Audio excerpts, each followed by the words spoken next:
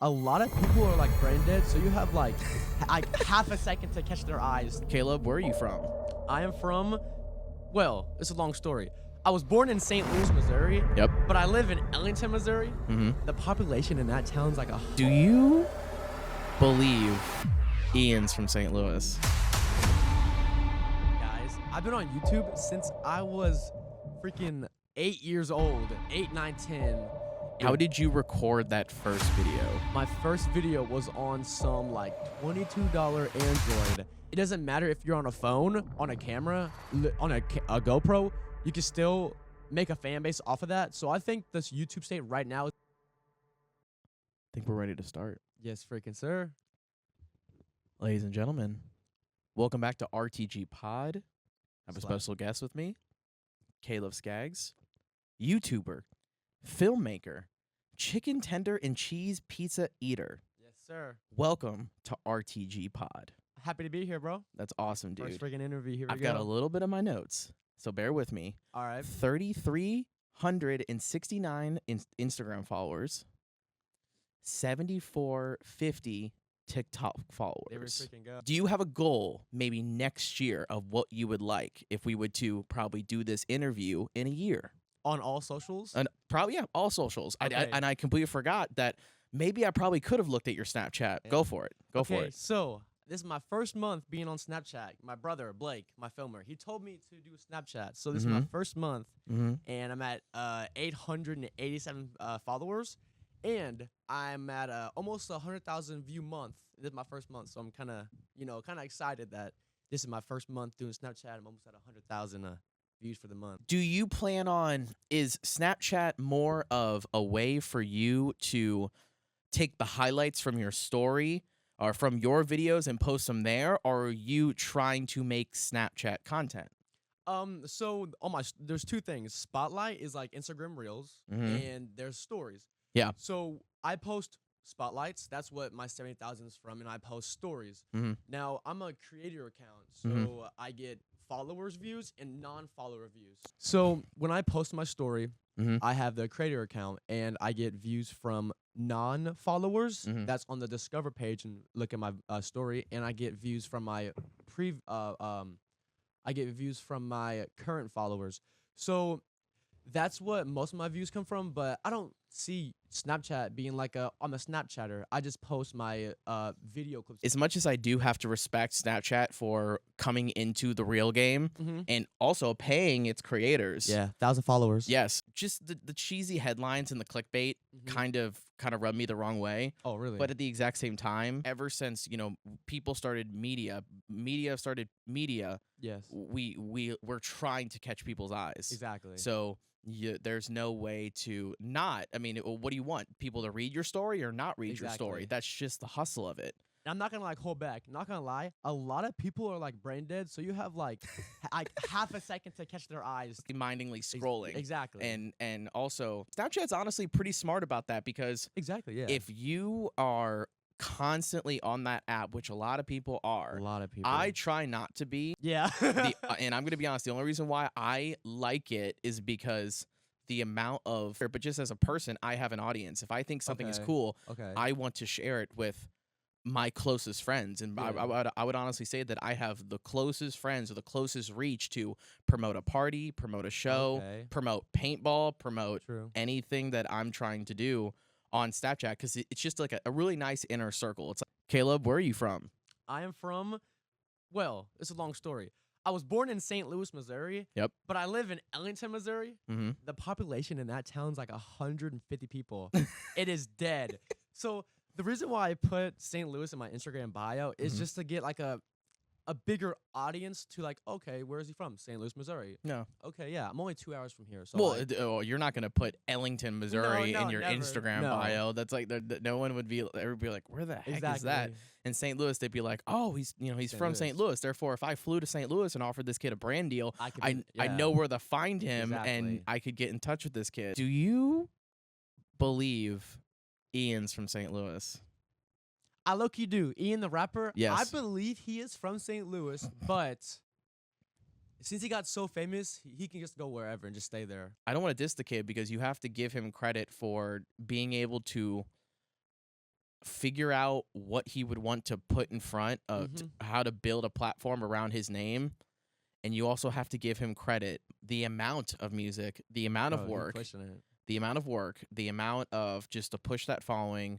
There were a couple interviews like on the street where people were asking, the people that are like, what are you wearing? Yeah, like, where are you from? And he was like, St. Louis. It almost, when I first heard it, it almost sounded like he was kind of like jumping on the wave of St. Louis because St. Louis is kind of hot right now. Sexy red and whatnot. But at the exact same time, it's like, you know what? I don't know this guy's story. Exactly. He did go to Clemson and play rugby. Oh shoot. Okay. Yeah. So like, I don't want to just like, just bury the guy saying you're not from, because that is no right in mind to say that somebody's not where they come from. And for another reason, like him being like so in the public eye, why St. Louis? Why not like LA, Atlanta, Florida?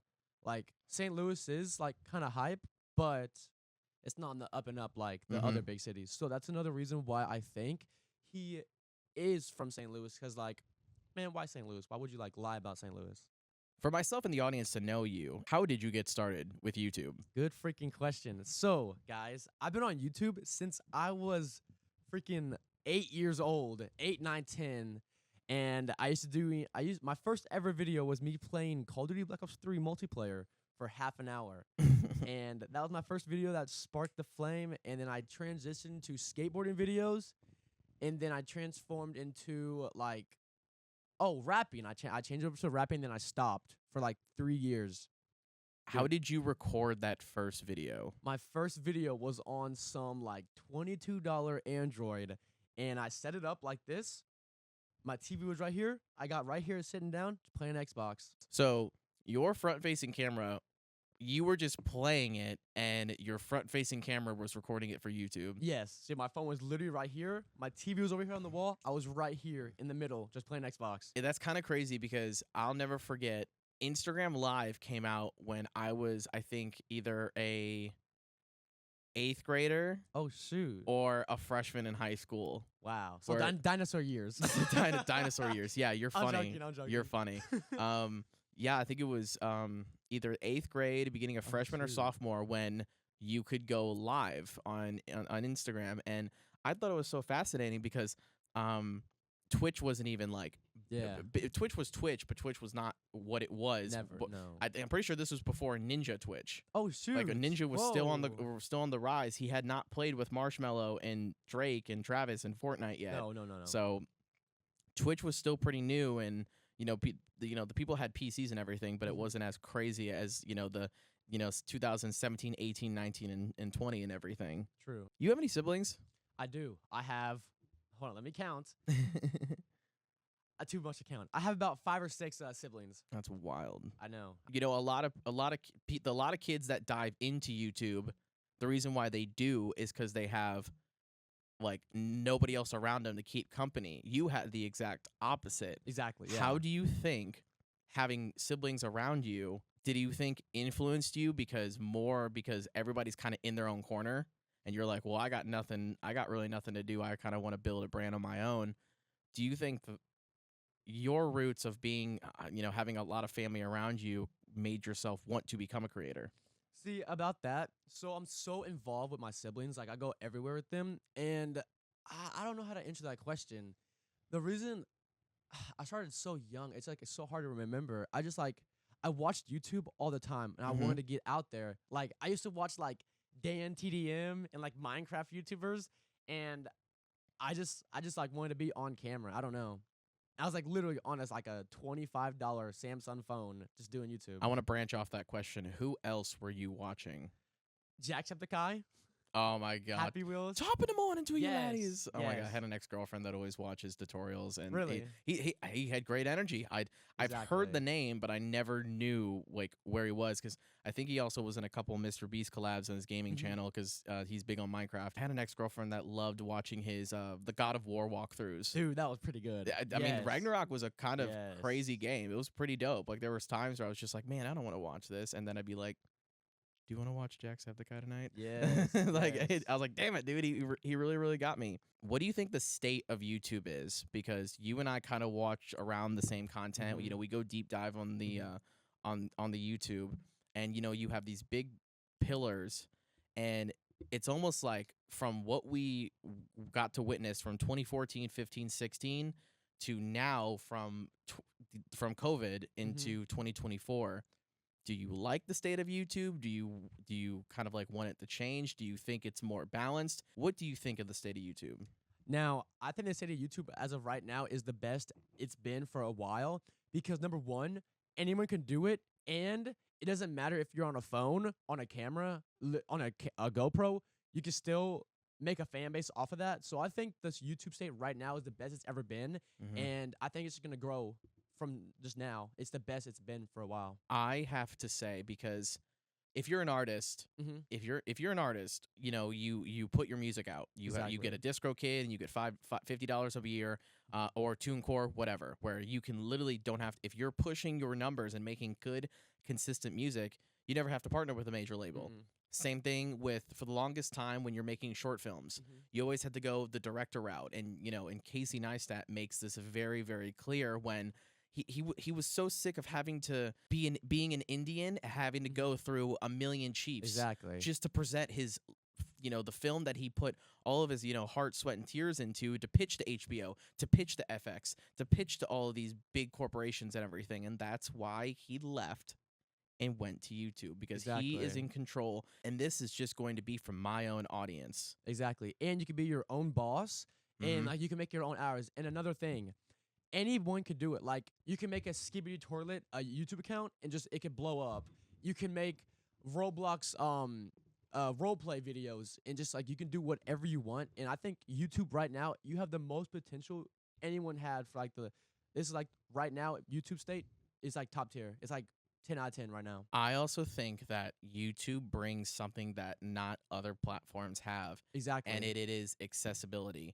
And what I mean by that is every Roku TV, every Amazon TV, Apple TV always has YouTube in their dash. YouTube is becoming like TV now. Like you're not just gonna watch TV. You're gonna watch YouTube. You're gonna watch YouTube. Exactly. And they have movies on YouTube. Yes. You have whatever you want to watch on YouTube. You can watch on YouTube. I love it. I literally just notice how do their best to think of the consumer, and they kind of flip it. They're like, okay, well, how can we benefit from the consumer? It's like, screw benefit from the consumer. Let's give them updated and new things and new features to help them. And the more that we help them, the more that they're going to stay on our platform.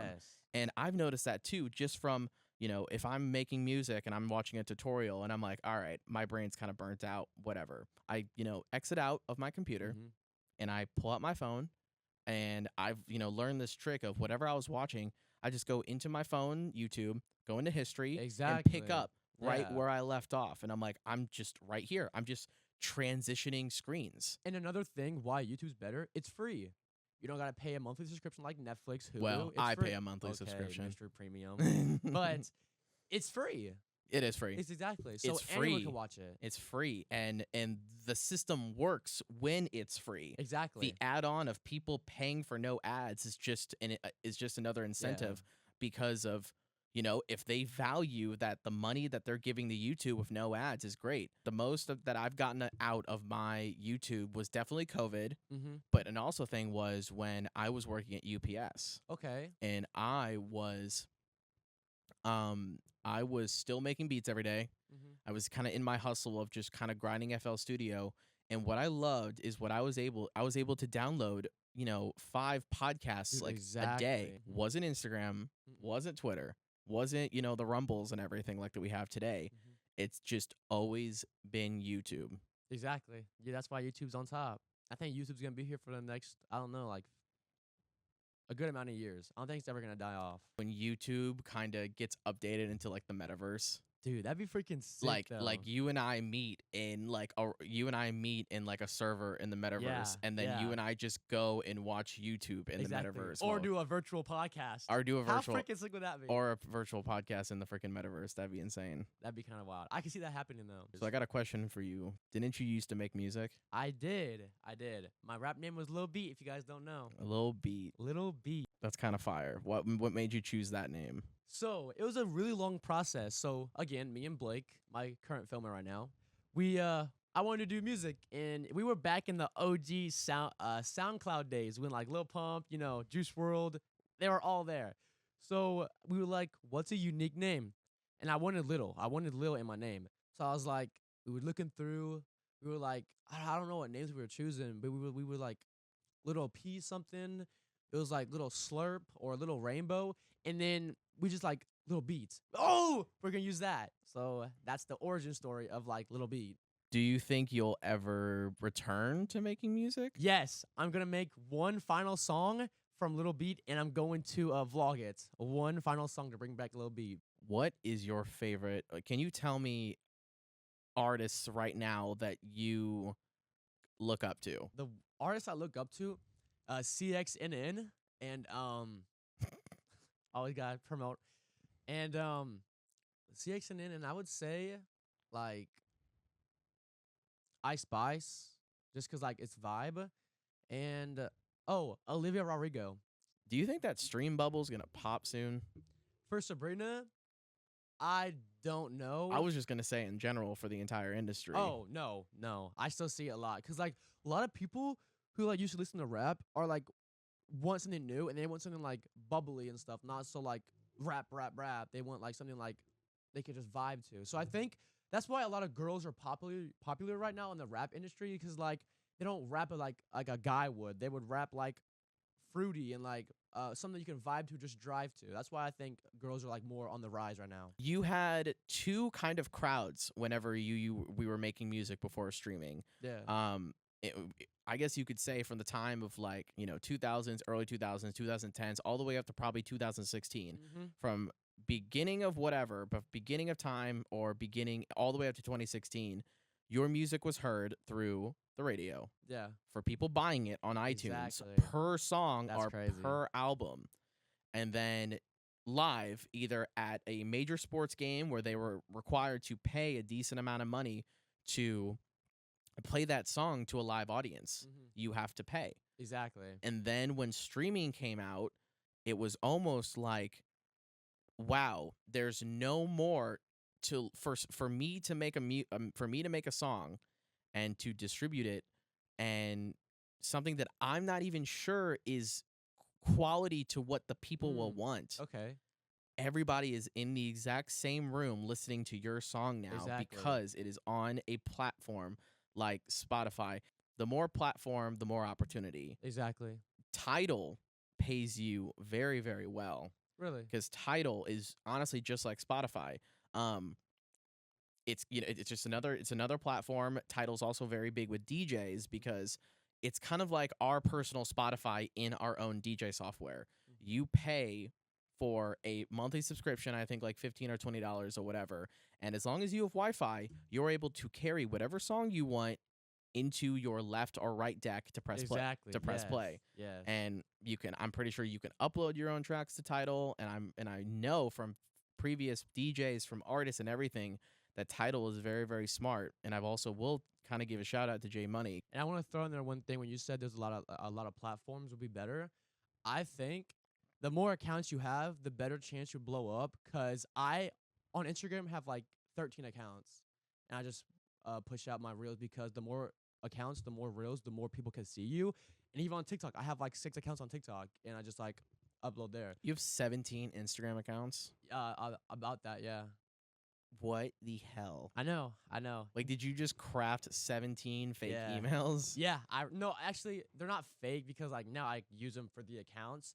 But I want to tell you guys, the more accounts, the more views, the more people like seeing you, the better chance you can get out in the public eye. I cannot blame you there. There's a man behind you. Oh, Playboy Cardi. Playboy Cardi. Playboy Cardi. What is your opinion on him? I love Playboy Cardi. I really don't like his new voice that much as his old voice. I miss his old voice, but I adapted to his new voice. Bleh. Yeah. I love the like the high pitched like Cardi. I miss that. Cardi won me over as a fan. I think I had to really go and appreciate and look at his music at a different lens than your typical artists. You listen to instrumentals, whether whoever makes the beat, whoever makes production. He's almost built an entire like way to jump on anything. Yes. No matter where he is, he's just so good at fitting the track, fitting the production, in fitting what other artists that are on that track are trying to present. Exactly. With multiple voices. And I'm not gonna lie, Playboi Carti's fan base is so like in together. Like Playboi Carti could stop making music for 4 years and come back. People be waiting. They will wait as long as possible. Do you think having a cult-like following like that, at times it probably could do more harm than good because he can't really release anything because everything just gets leaked? Yeah, that's a big problem for him, is getting a lot of music leaked. But I think him having a cult like a fan base like that, number one, they're never gonna leave him because like it's Playboi Carti, so they will wait ins and out just to hear That's some true. new music. That's true. Even if it gets leaked, they will wait for Playboi Carti to release it, so they could just like listen to it. Because even I was watching a video about Playboi Carti, and Playboi Carti was in his car, and fans were outside the car, and Playboi Carti said, "Hey guys, when do you want an album?" And the fans and the supporters were like, whenever you want." Some guy in the comments said, he's just gonna push it back to 2030 now because you said whenever he wants. So he's really bad on freaking releasing music. So I wish he posts more. So see this, man. It's kind of like it's almost like, well, creating a fire. Mm-hmm. You don't want the fire to die out. Exactly. But eventually, but if there's so many people, fans that are your fire, that are just exactly. Ready to burn the city down for another project. I think that like I said, it's one thing, you keep feeding the fire with the fuel of great music. Yes. When he went on type shit, with Travis, yes, and Future. Travis, Future. Am I forgetting a feature on type shit? Whatever. Playboi Carti. Yeah. If I'm missing a feature, I'm so sorry. But when he was on that beat, I did not expect Playboi Carti to be on that album. It was good. I had to admit, I was just like, I'm in a monos type shit. I was like, okay, this is kind of hard. This is pretty dope. Yes. I think that I had to, like I said, a little bit mature and not be so, I don't want to even say judgmental, but the expectation of, oh, that's right, Playboi Carti can do whatever the hell he wants. Greatest. Because he has that's basically what he's done his entire career. He's done what he wanted. Yeah. Whether it be the weird ass synths, his production, the All Is Red album. Yeah. Am I saying that correctly? Yeah. All Red. All Red. That's what it was. There's almost no avoiding him. Exactly. There's no avoiding him, and it's like, okay, you either have to come to conclusion that Playboi Carti is respected by big pillars in hip hop, in pop, and everything, and all his supporters, bro. I don't think he ever can die off. You can't say anything about his grind too. Dude, he's always in the freaking studio. Yes, even though he don't release, he's always in the studio. He's got stuff in the vault. Yeah, he's got stuff in the vault. Why do you think he covers his face? Dude, I don't even know. Like when he did Magnolia, that was like, he wasn't like weird. Now, bro, he's gotten like pentagrams tatted. He got like upside down crosses tatted. Yeah. I don't even know, bro. He's like low-key mysterious. He's like Opium Boss level 100. Mysterious. I like how you said that, because I think that he uses that to his advantage. Exactly, because the new wave of like Opium, like Ken Carson, Camila Cabello, if I'm saying that right, she is like now in the Opium sense. And it's just all like covering your face, wearing all black, and like wearing glasses. So I think he made his mysteriousism, if that's a word. Yeah. And he put that on other people so other people can like see that, and now it's a whole opium crap. I watched a little bit of an interview with FaZe Banks. FaZe Banks went on Full Send, and they were talking about how big GTA 6 is going to be. Dude. And they talked about how, he's just like, we're gonna get to a point where, it's coming. Think about it. Not a lot of people like what they look like and like who they are. Oh, shoot. And just as how fast people are going on discovering how to, the different ideas of hiding your reality. Okay. we're going to get to a point where we are going to have avatars, and we already do. Yeah. A lot of people already A have lot of people avatars. do. Facebook wants you to make a freaking avatar. And Instagram. And Instagram wants you to make an avatar, obviously, because they're both meta and everything. Yeah. But I also think that it's almost easier for me to make an account tomorrow and make my logo or something a smiley face. Never give anyone the opportunity to know who I am, my real name, where I'm from. But as long as the music's dope, you can create a phenomenal fan base that is going to, stream, buy your merch, and buy your tickets. And it kind of leads us to my next question of the example of, what does Yeet mean to you? Yeet is the best artist out there right now. He is better than anyone. Yeet is, I'm going to Dana White John Jones right now. Yeet is literally top tier above everyone. Yeet is amazing. Where's Yeet from? Is Yeet from Florida? I don't even know where Yeet's from. Literally, the first time I heard of Yeet was Lyrical Lemonade. Probably Lyrical Lemonade was probably the first time I came around Yeet. Okay. And I really wasn't a fan right away. Okay. And I don't even think I would consider myself a fan now. Not saying that I'm a hater. Mm-hmm. I'm saying I'm more of an admirer than a fan. Okay. Because I have the courage behind me to just be like, yeah, I'm a fan.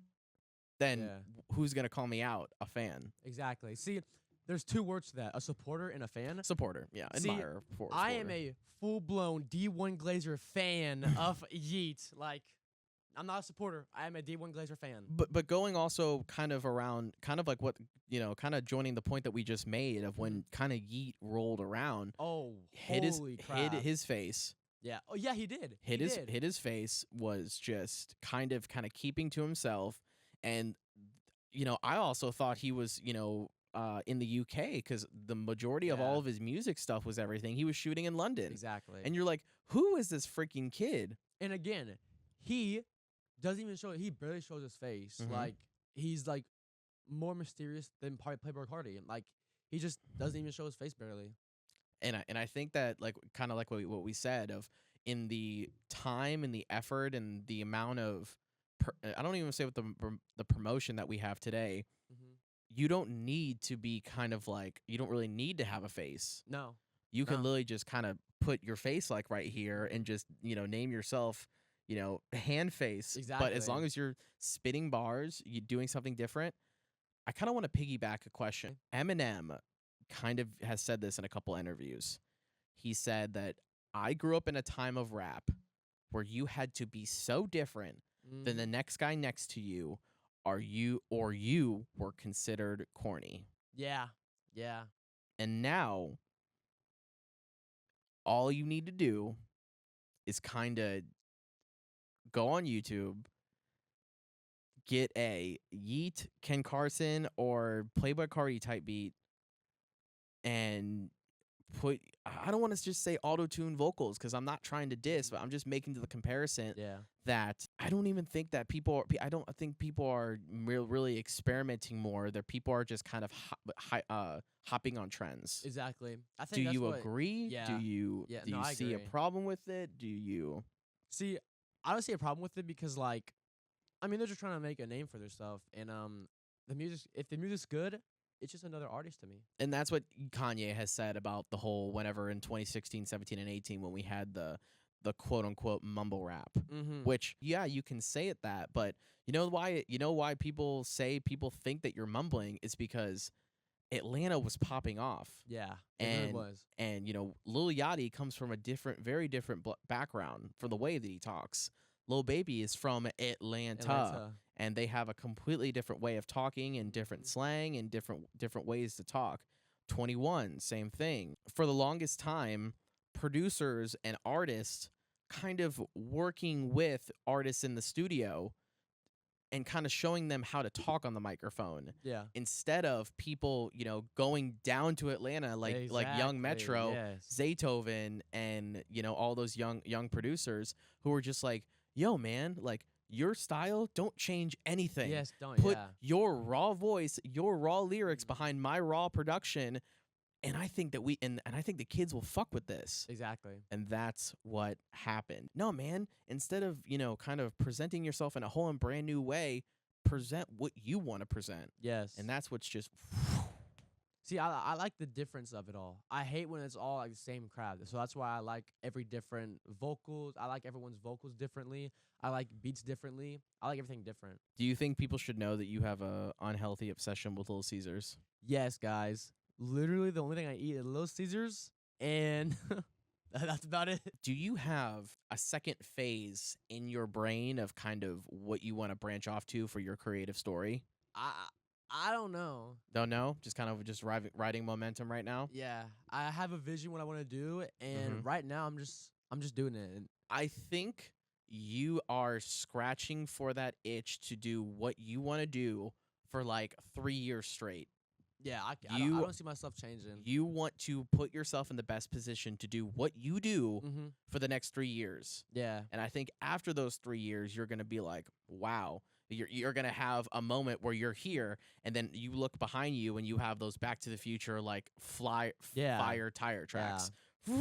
Exactly. And you're like, whoa, like that maybe, maybe at this point is a time where maybe I could do a little bit of brainstorming of not pull back completely, okay, but maybe more inviting younger creators to do what I do with me, joining them or going vice versa, and kind of, putting two platforms together. Exactly. And I hate saying this because I don't like saying future plans because like that just like ruins the motivation to like grind for it. Yeah. But I'm doing exactly what you said. So next year I'm going to move to Atlanta, and I'm gonna be up with all my friends, and I'm going to start making videos with all of them together. We're all gonna be in the videos together, all up in Atlanta. So we're gonna get a house and just grind content. What's crazy is you've been to Atlanta more than I have. I've never been to Atlanta. I love Atlanta. I've driven through Georgia. But I haven't done that. And driving through Georgia is freaking wild. I love Atlanta, dude. And nighttime Atlanta is like low-key fire. I was like cutting the edge of it because like me and my friends are like diabolical. So we used to go to Atlanta and scream, "I have a gun!" And like, dude, it was. Looking back at that now, I'll still do it, of course, but like that was pretty scary. Going to Atlanta saying, "I have a gun." I don't know. And we used to like hold it like this, "I have a gun," and screaming. And like we went to Six Flags. So this was last year. We went to Six Flags, and we got kicked out of Six Flags. We got kicked out of Six Flags. We why? We hopped off roller coasters. We got on stage of like performers. We went into buildings they were performing in. We went on stage. And then we ran away from security like 4 or 5 times. I can't wait to like put in post like Snapchat videos of you. Yes. Like, and yes, dude. I love getting kicked out. If people can't see me, I'll put it up in post and you'll understand what I'm saying, especially of everything that he's talking about. So I'm really excited about that. I love being diabolical.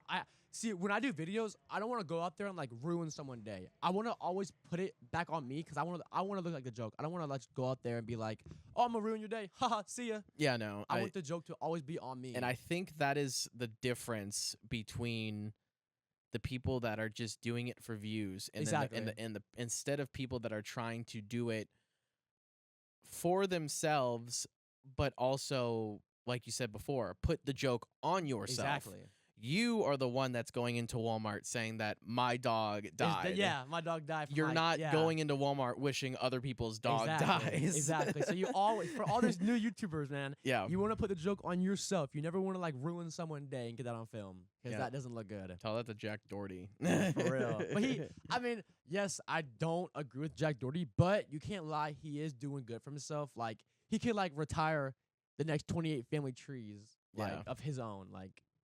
Yes, people may hate him. Yay, he's a shitty rich person. Yeah, okay, listen. But he did it. He does it in a bad way. But I have to respect the grind because like he streams, he does videos, he never takes a break, and he always does it for like his family and like his future self. He's got a platform. Exactly. Sadly, he has a platform. Okay, buddy. He's something, isn't he? Yeah, he is. Yeah, he crashed a McLaren lately. I was looking scared for him. I'm not gonna lie. I do watch his videos. What are your merch plans? Is it constantly? Do you have like characters when it comes to stay clean? I'm glad you said that. Do you think more colors? I think pants. If you would mess a lot of people up if you did like stay clean shoes. That'd be crazy. Really? That'd be crazy. See, that's like the Danny Duncan vibe right there. Danny Duncan has done shoes, but I'm glad you talk about merch. So guys, yes, I know I keep saying I'm gonna make merch, but I sadly didn't this year. Hopefully next year I'm gonna too. I do have a lot of freaking plans for merch, and you guys haven't seen it. A few of my supporters have seen my Halloween merch, and that's gonna be for next year. I also think that you don't want to rush merch. Exactly, you do not. You want to like plan it. You want to make it and make it good so people can like buy it. Yeah, you want multiple drafts too, because you also probably want to stay a good like time ahead before merch. Like by the time that merch is out, you already have the system in place for design 2 to just be ready and be printed the next time it's released. Exactly. That's why I took literally 20 hours to make my the new Stay Clean logo. So the other day, Wilson and I were driving, and we see like these shops, and right in the city, I guess you could say, there's like a bunch of like vacant shops, and I'm all over Facebook Marketplace too. Do you think that your brand could do a pop-up shop? Good question. That would be good. That would be insane. As of right now, I don't have that much say in the world to like, hey guys, pop-up shop now.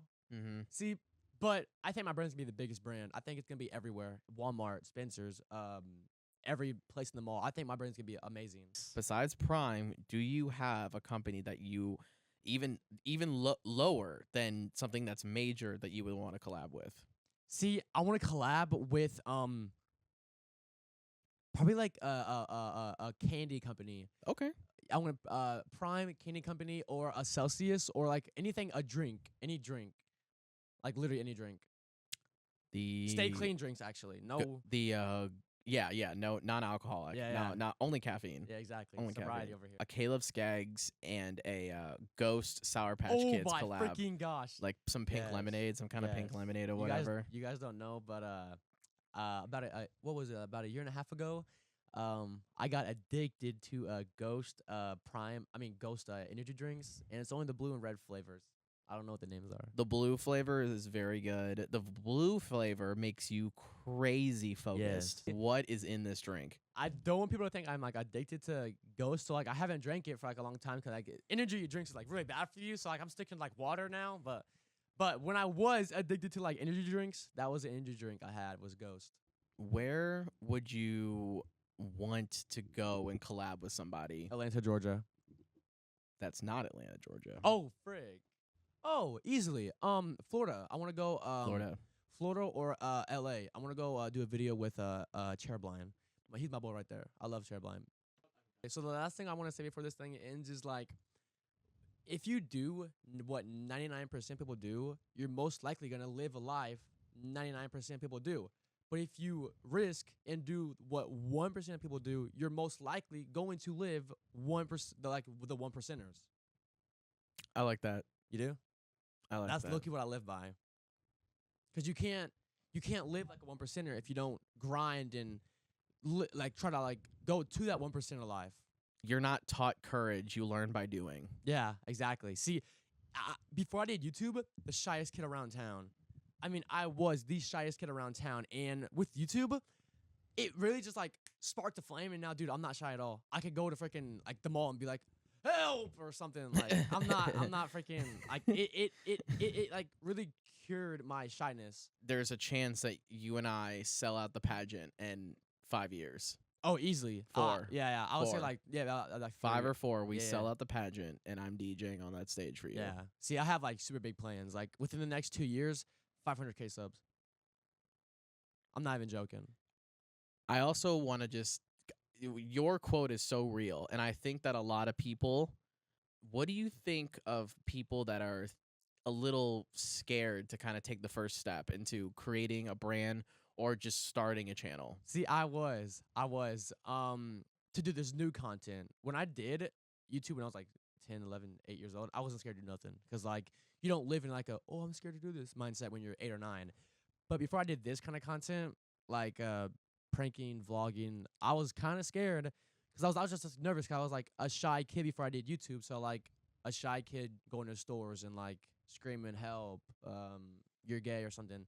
Like I couldn't do that. So it really had to work up, and now I'm 2 years into this. So what I would say for people to be scared to do something, I think if you do it for long enough, you should just start, because if you do it for longer, you're going to get out of the scaredness because you're just going to fall in love with it like I did. I think there's a little bit of people that are overwhelmed with what you have to do. Yeah. Instead of what you get to do. Yeah. People look at, well, I have to get all these microphones and I have to get, this freaking Rodecaster and I have to know how to do this and know how to do that.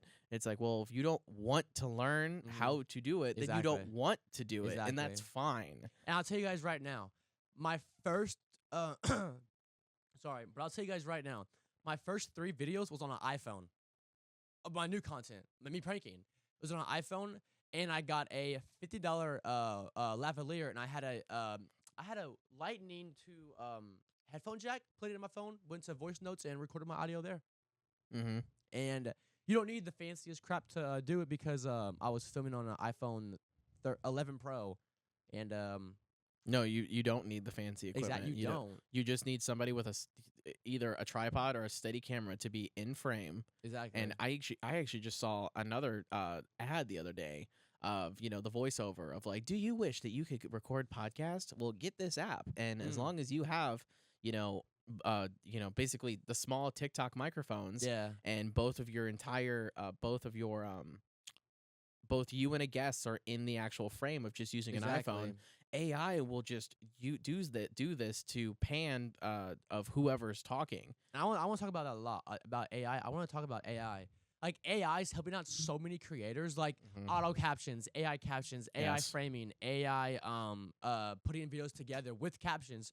I think AI is going to be the next big thing for creators. It has not only pushed to what people are doing, but it's pushed the accessibility to a lot of people of just, and we can even go back to kind of like YouTube. We talked about, when it came to YouTube, the accessibility. We talked to about how much the people that pay for the premium of YouTube get out of it, and we also talked about Reels when it came to Snapchat. But YouTube Shorts is also growing. And also, I believe, because I don't know, I don't know if MKHD said this on Flagrant, or I was actually watching a Colin and Samir show. Shout out Colin and Samir. But short creators are going to be paid now. Yeah. See, they've been getting paid, but it's horribly. Like, short form content on YouTube is horribly. Like, if you get like 1 million views on a short video, it's like $200. So in time, they don't know what the scale is. They don't know what to scale it at. Yeah. So they're able to, like I said, like the shorts is probably like 20% of what they're focused on right now. When obviously long form is their bread and butter, because long form they're able to put mid rolls inside. Yes. So the reason why longer form videos are making more money is because YouTube is able to make a decent amount of that percentage. So they're getting, let's say 60 to 70, and you're getting that 35% when your video skyrockets it. Yes. Another question that I wanted to ask you: if you dislike a video on YouTube, nothing happens. Exactly.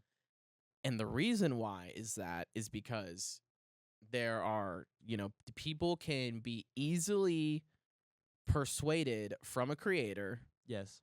To go and trash on other channels. And I don't get that. It's literally just haters. Because, like, why would you, like, dislike a video on YouTube? Because it does nothing.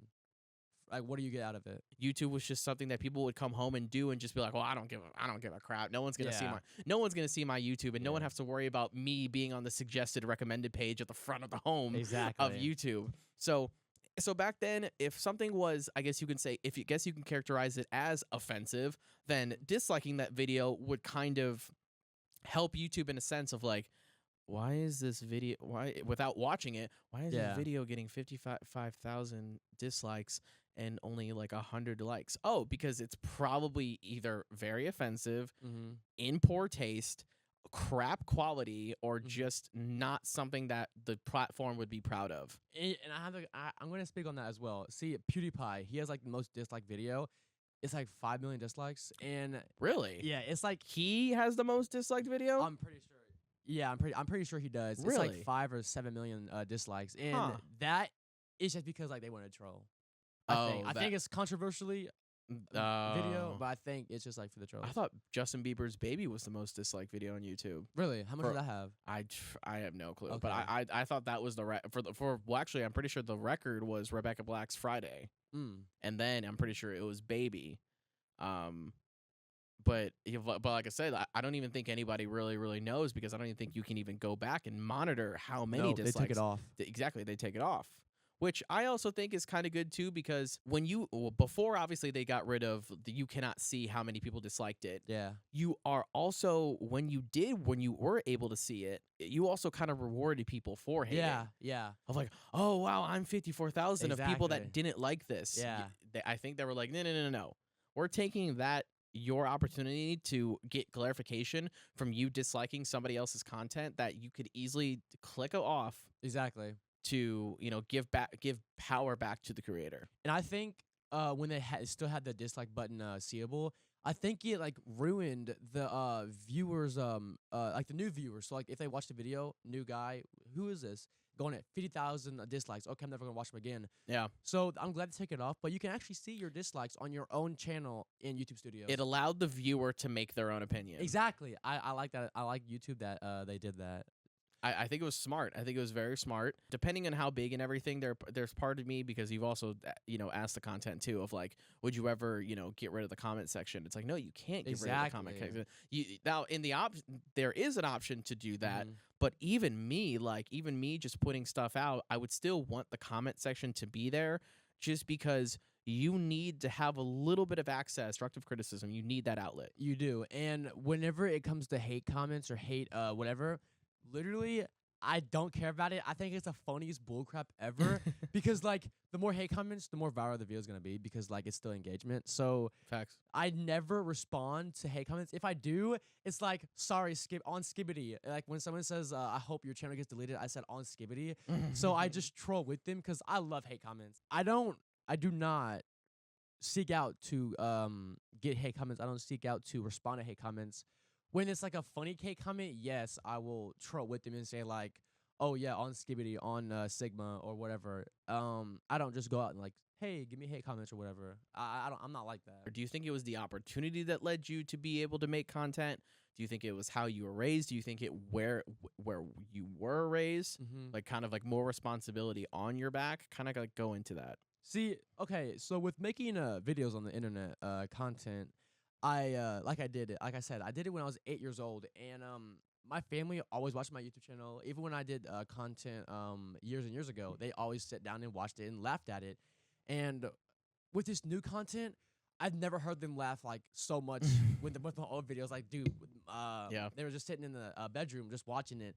Dude, I guess I'm freaking Mr. Funny because, like, dude, they were laughing their balls off when they watched my new videos. So I think it was like how I was raised, because like number one, I'm not like a loser. I don't like seek out like to harm people or. You're not a juvenile delinquent. Yeah, exactly. I'm not like a rude person. I just try to like make videos to make people laugh, and if they don't have the people to hang around with to make them happy, at least they can watch my YouTube videos to get that joy. All right, Caleb Scaggs. Anything else you would like to plug? Yes, guys. If you don't follow me at Caleb Scaggs on everything. Caleb Scaggs YT on YouTube. I mean, Caleb Scaggs YT on Snapchat and Instagram. And I want to tell you guys, always stay clean. That's a big part of why I do YouTube, is I want to promote to a lot of kids and teenagers and basically everyone to stay clean, because I think you don't need to be influenced by all the bad things. I want to go back on that. Sorry. See, it's to the point where I don't even say the words, because like I haven't said those words in my life. Like all I can say about staying clean is like sobriety. That's like the words I say. What can you like help? Like the words like I can't say. Yeah, absolutely. Like, do you you know the show Big Bang Theory? Yeah, I don't watch it because like I'm a big Christian, if you guys don't know. Yeah. There's a scene in Big Bang Theory because Sheldon, the main character, doesn't cuss. Oh, okay. Yeah. And him and his friend are drinking and they're kind of drunk. and they're complimenting each other when they're drunk. And he's like, I love how you do this, and I love how you do that. And then Stuart goes, I love that you don't say a curse word. And he looks at Stuart dead in the face and goes, turns out you don't need them. Exactly. You can hurt people's feelings just as well without them. And I'm not saying you are, but that just kind of reminded me of that scene because it's so true. Like, you know, cursing is a bad habit. I try and, you know, kind of hold myself back whenever I'm not upset. Cursing is something that I do when I am upset, and that is a bad habit. But there are also, I have a couple friends that just, you know, use it off the roll off. Exactly, yeah. And I'm just like, why? Like, and at the exact same time, it just kind of like irks me. I'm like, you don't need to, you just dropped your pen, dude. Exactly. You just dropped your pen. You don't need to flirt, you know, F slur and everything. Like, it just doesn't need it and everything. And see, it's a bad habit. No, you're fine. Off, but my friend Cannondale calls me the Lego guy from because I don't cuss, I don't drink, I don't see.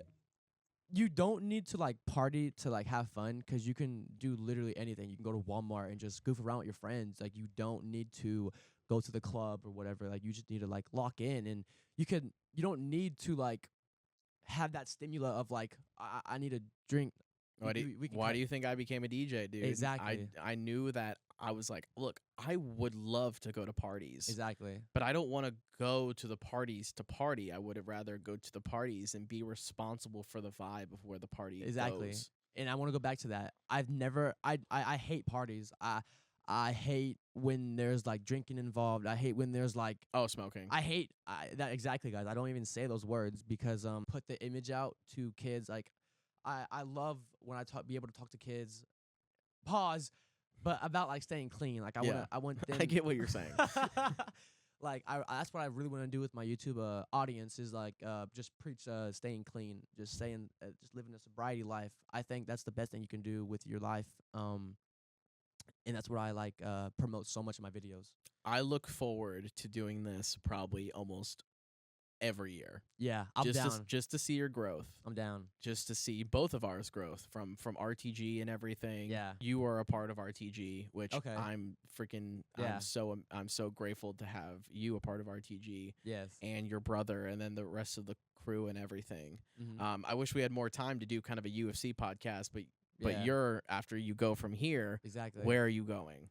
I'm going to Atlanta, Georgia again. Next freaking week, I'm going to Atlanta, Georgia, and I'm gonna be vlogging, of course. Well, I was gonna say, what are you gonna do after this? Oh, okay, yeah. I'm gonna go probably just to go harass some people. Okay. Oh, after this. Oh, sorry. I'm so like into troll mindset. I'm gonna go to the mall, guys. I'm gonna go film it at the mall. Literally after this, I'm gonna go to the freaking mall and get a video out because I feel bad when I don't get a video out for you guys because like you guys wait for me and text me all the time. Kid, when's the next video? When's the next video? And I really feel bad when I don't get videos out, but right now I'm stuck. So 1 year, guys, I'll be in Atlanta, and I promise you guys I'm going to lock in 2025, 2026 is going to be my year. And I want to go back to what we were saying about the kids. I was with Cannondale, my best friend in the world, my best friend in the entire world, and we was in the car one day, and we were driving. He was like, Caleb, you should make a dream board. I was like, okay, what is that? He's like, write what you want to happen and pray about it. Because if you guys don't know, I'm really big with praying. I love Jesus. I love God. And I'm a Christian. And he's like, Caleb, make a dream board and pray about what you want to come true. And don't make it like, oh, I want 1 billion subscribers or whatnot. Make it realistic. So I wrote down, like, I want to speak at, like, schools to, like, talk to the kids about, like, staying clean. And like, that's what I really want to do. Like, I want to, like, go to kid gatherings. I want to go to schools and just talk about staying clean. 'Cause I think it's, like, really important. Because, like, now it's so easy to get it. Like, you see 12-year-olds just everywhere. It's really bad. And I hate that kids are, like, drinking now. It's just not good. So I want to go to schools. I want to go to just sit downs and just talk about, like, being clean. It is spooky to see that because the kids that you do see, their older brothers are the ones that started it, and you can also make the same argument of, oh well, if you track it down from well their older brothers and their older brother and their older brothers, I go, yes, you can make that argument, but at the exact same time, it's also correcting that bad habit before the next generation finds that bad habit. Exactly. And I want to say I think why I want to say clean so much is like being out of your mindset. It would scare me being out of your mindset when like you're drunk or anything. I don't want to like go on a killing spree if I'm drunk or something. So that's why I'm so stay clean. Like I'm anti anything.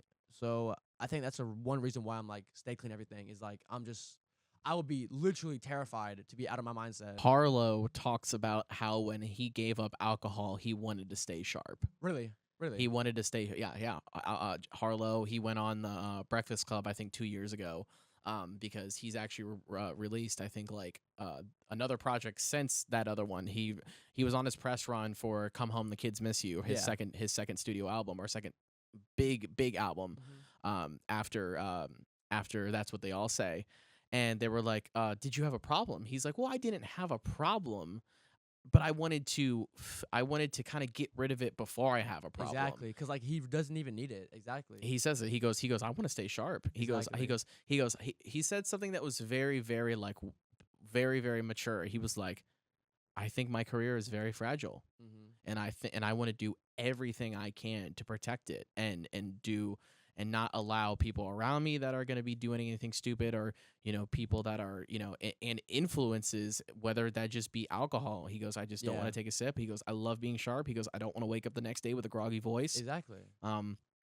It's just something that he holds true to himself. And he goes, I worked my butt off to get here. Why would I just keep, why would I keep the bad habits around me? Exactly. And like, why would you go from age 0 and how old you gotta be to drink? Like 25 or something? 21. 21. Why would you go 21 years without drinking? Like, let's go get something to drink. Drinking and alcoholism are two different things. See, I had 2 amaretto sours last night, but they were amaretto sours. They weren't 3 pitchers of vodka. They were. I didn't have 2 shots of Fireball. Yeah. Like they were like they were sour. But I get what you're saying of like, thinking about the habits of, you don't need the bad habits to rise up. Exactly. See, I think I have to disagree, because like literally I don't want to. I never will touch that. I never will, even if it's like one little like a finger in the alcohol. Like, dude, never.